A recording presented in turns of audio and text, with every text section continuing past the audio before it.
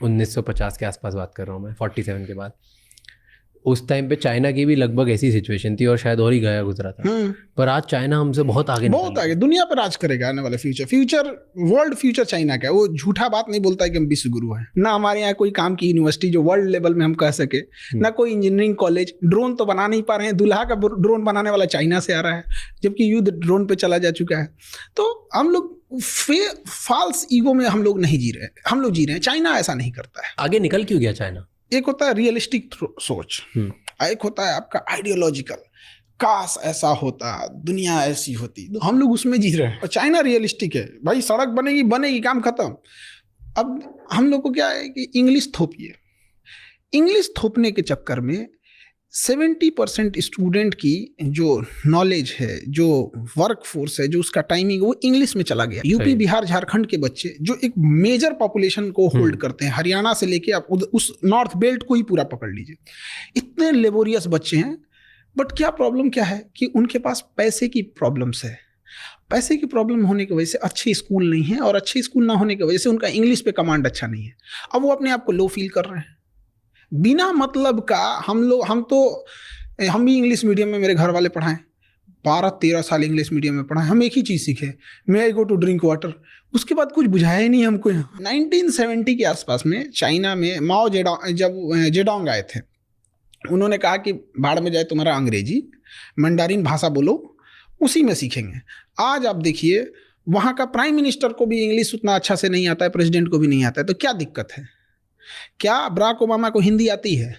नहीं। तो मोदी को इंग्लिश नहीं आएगी तो क्या दिक्कत है? आप बोलिए तो एक ट्रांसलेटर रख लिया जाएगा आपको, जहां जरूरत पड़ेगी उसकी। तो जो ब्रेन वर्क होना चाहिए था मेन काम पर, वो हट गया। और ये चाइना में नहीं हुआ। चाइना में नहीं हुआ। आपको चाइना में आप टॉप लेवल की बात करें, चाइनीज बोलेगा वहाँ।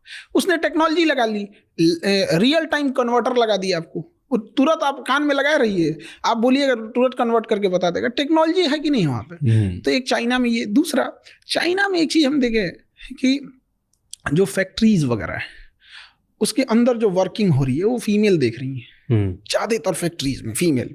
जब फैक्ट्रीज से सामान प्रोडक्ट बन के बाहर आ रहा है तो उसकी मार्केटिंग, उसका सेल, उसका बाहर एक्सपोर्ट, उसकी ये चीज़ें वो मेल संभाल रहे हैं। मतलब मेल फीमेल दोनों है। अगर एक इंडोर संभाल रहा है तो एक आउटडोर संभाल रहा है। वो उनका अपना म्यूचुअल क्या देख रहे हैं, कौन क्या कर रहा है।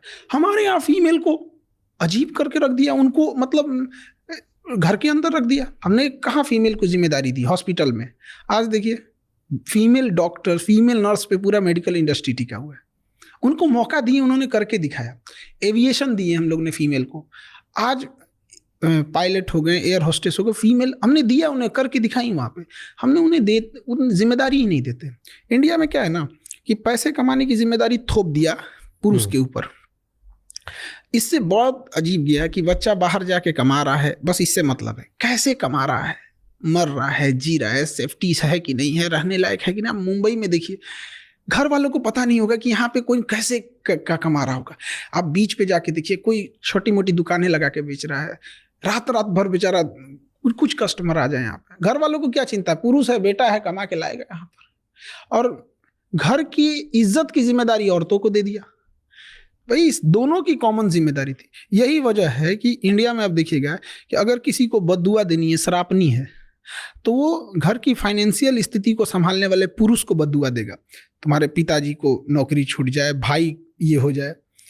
और अगर उसको इज्जत डाउन करनी यानी गाली देना है तो किसी पुरुष को गाली नहीं देगा, और महिला को देगा। हम लोग महिला सशक्तिकरण की बात करते हैं और शर्म आनी चाहिए, दो पुरुषों की लड़ाई में भी गालियां एक औरत ही सुन रही है। वो कहाँ से सशक्तिकरण? जिस लड़ाई में वो है भी नहीं, उसमें भी उसको गाली दे रहा है सब। तो चाइना में ये सब नहीं है।